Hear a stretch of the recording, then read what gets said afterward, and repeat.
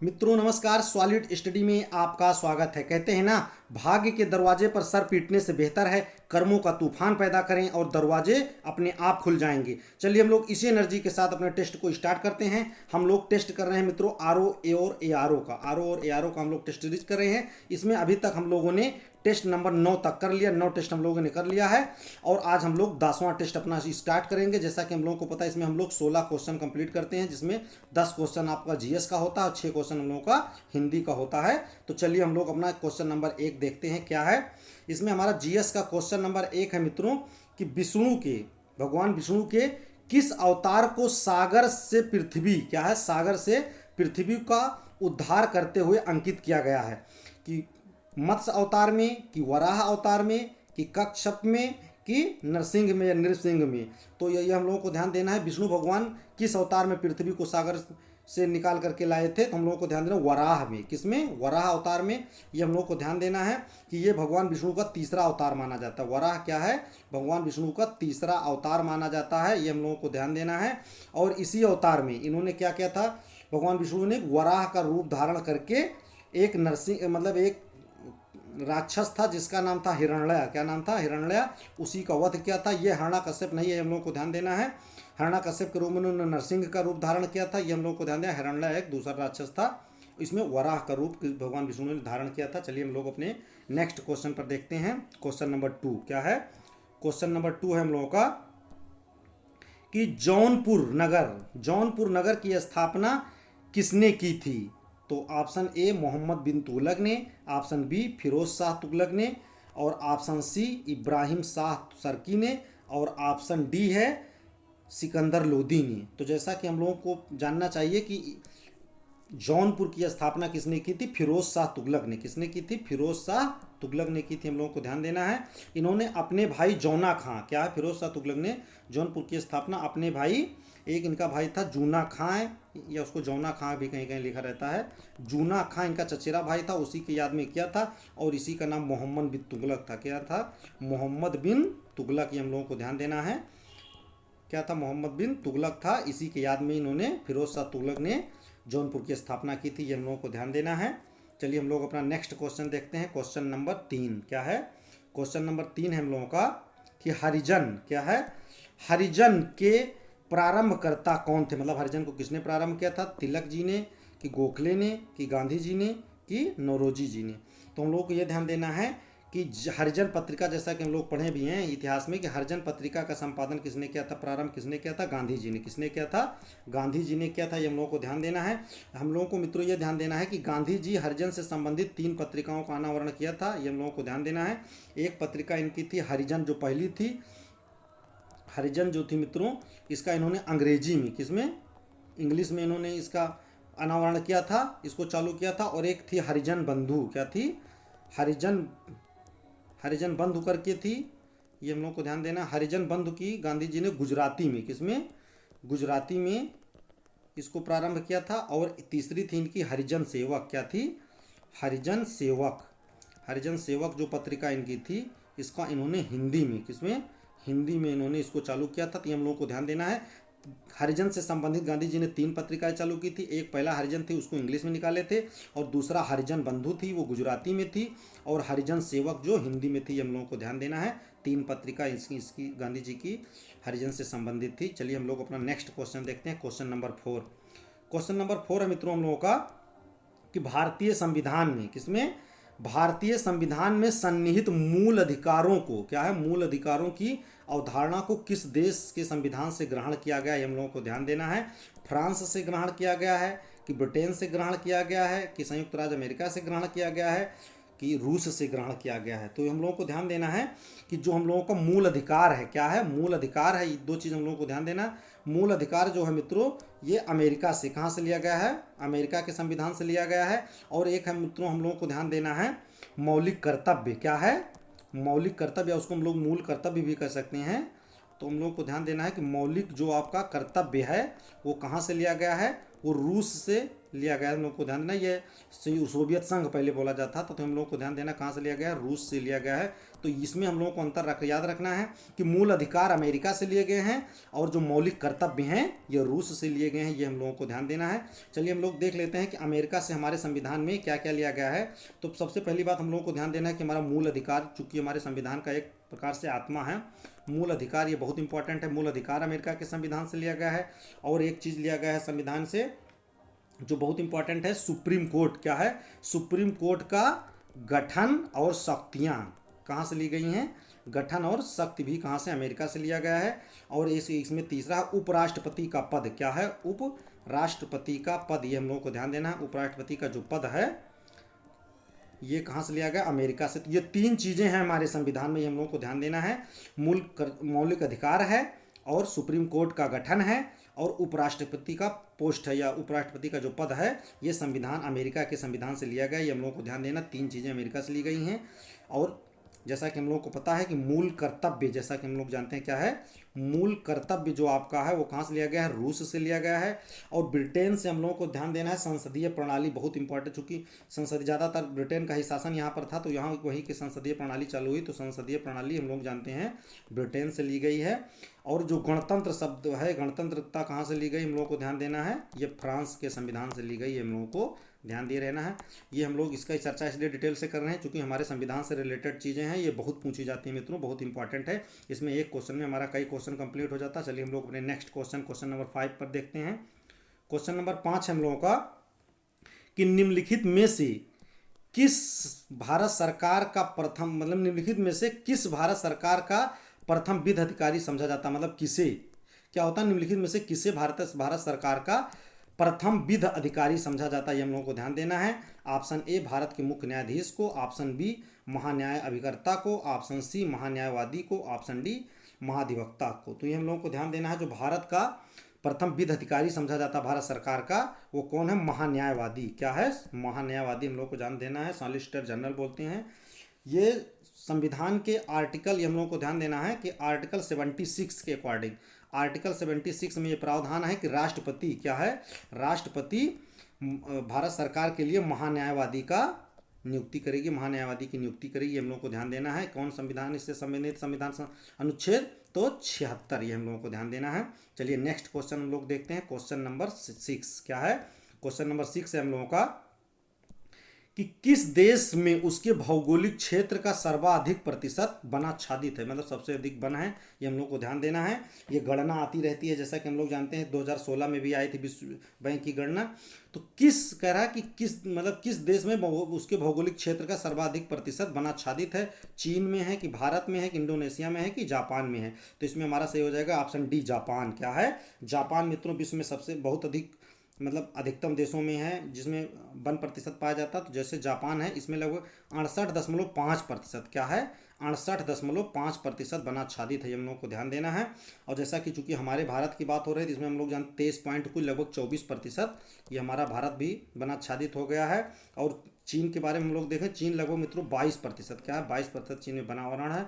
और ये हम लोग जो डाटा देख रहे हैं ये विश्व बैंक का, किसका? विश्व बैंक का ये डाटा है, 2016 की रिपोर्ट आई थी विश्व बैंक की, हम लोगों को ध्यान देना है, उसी से ये सब है। तो सबसे अधिक वन आच्छादित जापान है, इसमें हम लोगों को ध्यान देना। हमारा भारत लगभग 24% के आसपास है। चलिए हम लोग नेक्स्ट क्वेश्चन देखते हैं, क्वेश्चन नंबर 7। क्या है? क्वेश्चन नंबर 7 है हमारा कि ओजोन परत अवस्थित है, ओजोन परत किस मंडल में हम लोग को ध्यान देना है? मध्य मंडल में है कि आपकी आयन मंडल में है कि समताप मंडल में है कि क्षोभ मंडल में है? तो ये बहुत इंपॉर्टेंट क्वेश्चन है मित्रों, चूंकि ओजोन परत हम लोगों के जीवन के लिए, हमारे पर्यावरण के लिए बहुत इंपॉर्टेंट है। आजकल पर्यावरण से बहुत क्वेश्चन पूछे जा रहे हैं। तो ओजोन परत हमारे किस मंडल में है? समताप मंडल में। किस मंडल में है? समताप मंडल में है। इसको हम लोग ऑप्शन इंग्लिश में भी लिखा रहता है स्ट्रेटोस्फीयर, क्या बोलते हैं? स्ट्रेटोस्फीयर भी बोलते हैं, ये हम लोगों को ध्यान देना है। स्ट्रेटोस्फीयर है, ऐसे करके भी पूछ लिया जाता है, ऑप्शन में इंग्लिश में लिखेगा तो हम लोगों को याद रखना है स्ट्रेटोस्फीयर, ये हम लोगों को याद रखना है।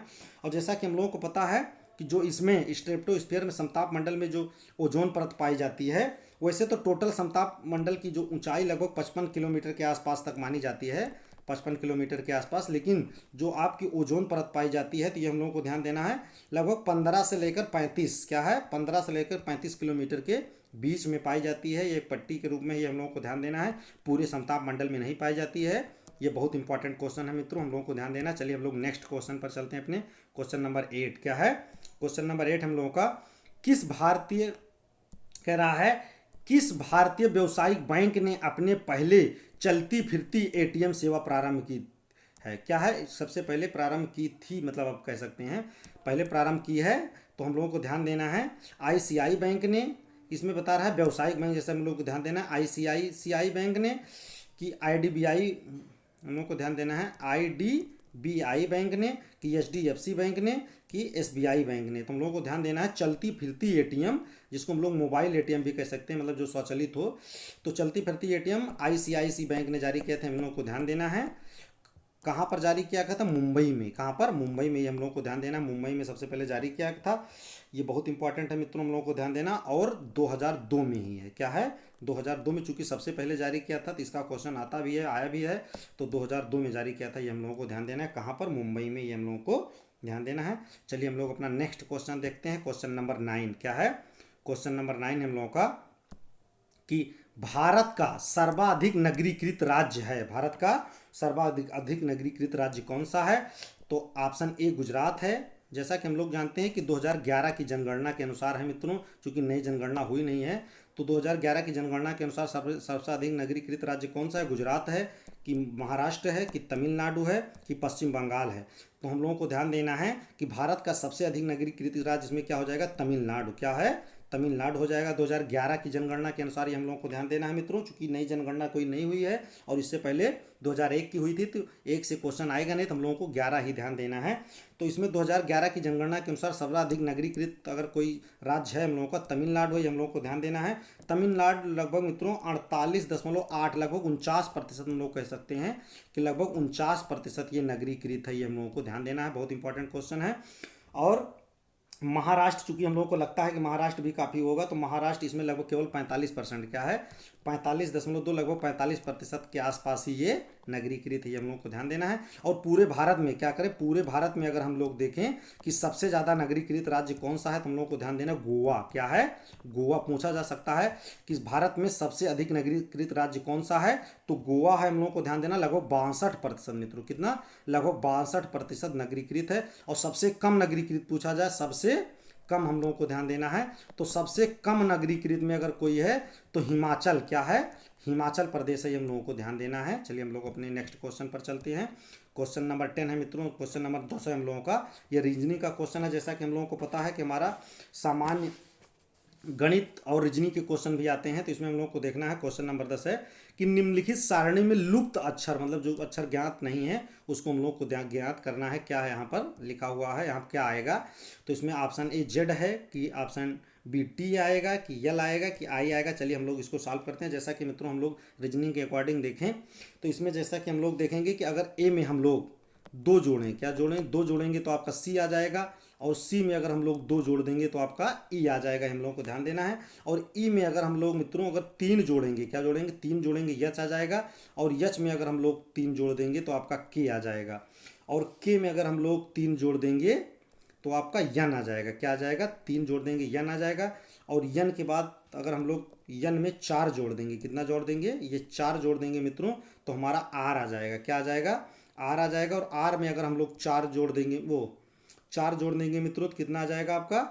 जैसे R S T U V, फिर वी में अगर हम लोग 4 जोड़ देंगे मित्रों, क्योंकि यहाँ पर 3 जुड़ा है तो यहाँ भी 3 है, यहाँ 2 जुड़ा है तो यहाँ भी 2 है, तो इसमें 4 जुड़ा है तो यहाँ भी 4 हम लोग जोड़ेंगे। तो बी में हम लोग 4 जोड़ेंगे, तो बी को अपना डब्लू एक्स और वाई, और y के बाद में आ जाएगा हमारा चौथा z, ये हम लोगों को ध्यान देना है। तो हमारा कहने का मतलब z सही हो जाएगा। क्या सही हो जाएगा? z, ये हम लोगों को ध्यान देना है।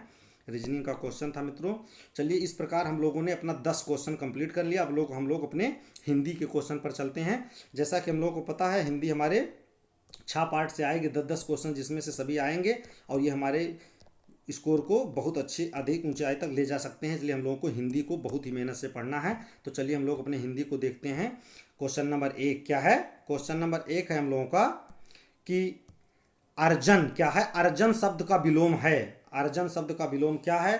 अर्जित है, कि अमृत है, कि अनर्थ है कि व्ययन है? क्या है? व्ययन है। तो अर्जन का अर्थ हमारा क्या हो जाएगा? विलोम पूछ रहा है उल्टा। तो अर्जन का अर्थ मतलब अर्जन का विलोम क्या हो जाएगा मित्रों? व्ययन। क्या हो जाएगा? व्ययन हो जाएगा। ये हम लोगों को ध्यान देना है। और जैसा कि हम लोगों को पता है अर्जित का अनार्जित होता है। क्या होता है? अनअर्जित होता है। अर्जित का अनर्जित होता है। विष, अमृत का विष होता है, हम लोग जानते हैं विष होता है। और अर्थ का अनर्थ होता है, मतलब अनर्थ का अर्थ हो जाएगा। ये हम लोगों को ध्यान देना है। चलिए नेक्स्ट क्वेश्चन पर चलते हैं। Question number 2। क्वेश्चन नंबर 2 बता रहा है कि एक शुद्ध वाक्य। क्या है? एक वाक्य शुद्ध है, उसमें से छांटना है कौन है। ऑप्शन ए, भारतवर्ष के अतीत में कई निर्दयी शासक हुए, ये शुद्ध है। कि एकत्रित भीड़ जय जयकार कर रही थी, ये सही है। कि गांधी जी चरखा चलाते थे, ये वाला सही है। कि एक एक लड़के प्रत्येक छात्र एक एक करके प्रत्येक छात्र कक्षा से निकल गए, इसमें से कौन सा हमारा सही हो जाएगा? तो हमारा सही हो जाएगा ऑप्शन सी। क्या है? ऑप्शन सी, गांधी जी चरखा चलाते थे। अब इसमें हम लोग को ध्यान देना है मित्रों कि भारतवर्ष के अतीत में निर्दयी शासक हुए। निर्दयी नहीं, इसके स्थान पर हम लोग निर्दय यूज करते हैं, निर्दय यूज किया जाता है। ये हम लोग को ध्यान देना। सिर्फ देखने में लग रहा है तो ये निर्दयी नहीं, निर्दय यूज किया जाता है। ये हम लोगों को ध्यान देना है। इस प्रकार की त्रुटियां हो जाती हैं, निर्दय यूज किया जाता है। एकत्रित भीड़ ने, जैसा कि हम लोगों को पता है कि भीड़ एकत्रित का मतलब नहीं होता, भीड़ का मतलब ही होता है कि बहुत लोग इसमें एकत्रित हैं, ये कई लोगों की संख्या है। तो इसके लिए भीड़ अगर रहेगी तो एकत्रित का प्रयोग नहीं किया जाएगा, हम लोगों को ध्यान देना है। एकत्रित होता तो लोग कह सकते थे, भीड़ नहीं। भीड़ का मतलब ही होता है कि एकत्रित लोग हैं। तो यहाँ पर एक्स्ट्रा हो गया था। और इसमें एक एक करके प्रत्येक, एक एक करके नहीं, एक एक और प्रत्येक दोनों एक साथ नहीं यूज की जाती। इस प्रकार ये भी गलत हो जाएगा, हमारा बी ओ सी सही हो जाएगा। हम लोगों को ध्यान देना। चलिए हम लोग अपने आगे क्वेश्चन पर देखते हैं। क्वेश्चन नंबर 3 क्या है? क्वेश्चन नंबर 3 है हम लोगों का कि आज्ञ का अर्थ है। आज्ञ का अर्थ क्या है? ये हम लोगों को ध्यान देना है, बहुत इंपॉर्टेंट है। जो कुछ भी नहीं जानता हो वो आज्ञ है। कि ऑप्शन बी है जो सब कुछ जानता हो, ऑप्शन सी है जो थोड़ा जानता हो, और ऑप्शन डी है जो जानता हो, जो जानता भी हो और नहीं भी जानता हो। तो हम लोगों को ध्यान देना है, अज्ञ उसे कहते हैं जो कुछ ना जानता हो। क्या होता है? जो कुछ ना जानता हो उसे क्या कहा जाता है? अज्ञ कहा जाता है। ये हम लोगों को ध्यान देना। जो सब कुछ जानता हो उसको सर्वज्ञ कहा जाता है। क्या कहा जाता है?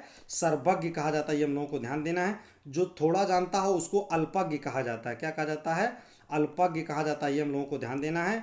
और जो जानता भी ना जानता हो इसके लिए सामान्य अर्थ है, तो इंसान हो जाएगा। कुछ लोग जानते हैं कुछ नहीं जानते, ये कोई वैसा वाक्य नहीं है। तो ये हम लोगों को ध्यान देना है। जो कुछ नहीं जानता वो अज्ञ है, जो सब जानता है सर्वज्ञ है, जो कम जानता है अल्पज्ञ है। ये हम लोगों को ध्यान देना है। जो बहुत कम मतलब बहुत कह रहा है कि जो थोड़ा बहुत जानता हो उसको अल्पज्ञ कहते हैं। ये हम लोगों को ध्यान देना है। चलिए अपने नेक्स्ट क्वेश्चन पर चलते हैं हम लोग। क्वेश्चन नंबर 4 है तत्सम शब्द। क्या है? तत्सम शब्द बताना है। ये हम लोगों को ध्यान देना है। कनिष्ठ है कि कठोर है कि कठिन है कि मजबूत है, ये हम लोगों को ध्यान देना है। तो तत्सम शब्द हमारा कौन सा है? कठोर है। क्या है? कठोर हमारा तत्सम शब्द है। ये हम लोगों को ध्यान देना है। अगला हमारा हो जाएगा क्वेश्चन नंबर 5। क्या है? क्वेश्चन नंबर 5 है हमारा कि चौथाई शब्द। क्या है? चौथाई शब्द में विशेषण है। क्या है? आवृत्तवाचक विशेषण है कि गणनावाचक विशेषण है कि क्रमवाचक विशेषण है कि अपूर्ण मतलब अपूर्णांक बोधक विशेषण है। ये हम लोग को ध्यान देना। तो चौथाई क्या पूछ रहा है? चौथाई पूछ रहा है। ये हम लोग को ध्यान देना। क्या है? चौथाई। तो चौथाई क्या हो जाएगा? अपूर्णांकवाचक विशेषण, मतलब अपूर्णांक बोधक विशेषक है। ये हम लोगों को ध्यान देना है। इस प्रकार से हमारा ये 5वां होगा। चलिए हम लोग 6 नंबर क्वेश्चन देखते हैं। क्वेश्चन नंबर 6 है हम लोगों का कि निम्नलिखित में से क्या है? निम्नलिखित में से कौन कमल का पर्यायवाची नहीं है? ये हम लोग को ध्यान देना है। क्या है? नहीं है पूछ रहा है। तो जैसा राजीव है कि जलद है कि अंबुज है कि कुवलय है। क्या है? कुवलय है। ये हम लोगों को ध्यान देना है। तो इसमें पर्यायवाची नहीं है, ये हम लोगों को ध्यान देना है। पर्यायवाची क्या नहीं है? तो हम लोगों को ध्यान देना है जलद नहीं है। क्या है? कमल की पर्यायवाची जलद नहीं है। जैसा कि हम लोगों को पता है, बहुत सामान्य है। जलद बादल की पर्यायवाची किसकी है? बादल की पर्यायवाची है। ये हम लोगों को ध्यान देना है। ये बहुत ही इंपॉर्टेंट था लेकिन देखने में लग रहा था कि कठिन है। ये हम लोगों को ध्यान देना है। जलद क्या है? बादल की पर्यायवाची है और सभी जो हैं कमल के हैं। तो इस प्रकार से मित्रों हम लोगों ने अपना 16 क्वेश्चन कंप्लीट कर लिया, जिसमें बहुत अच्छे क्वेश्चन हम लोगों के 10 क्वेश्चन जीएस के हैं आपके, और 6 क्वेश्चन जो हम लोगों के थे हिंदी के थे। इस प्रकार से हम लोगों का 16 क्वेश्चन हुआ। चलिए हम लोग अपनी स्टडी को यहीं पर अपना टेस्ट को विराम देते हैं। हम लोग नेक्स्ट टेस्ट में फिर मिलेंगे मित्रों। आप लोग पढ़ते रहिए, बढ़ते रहिए। जय हिंद, जय भारत।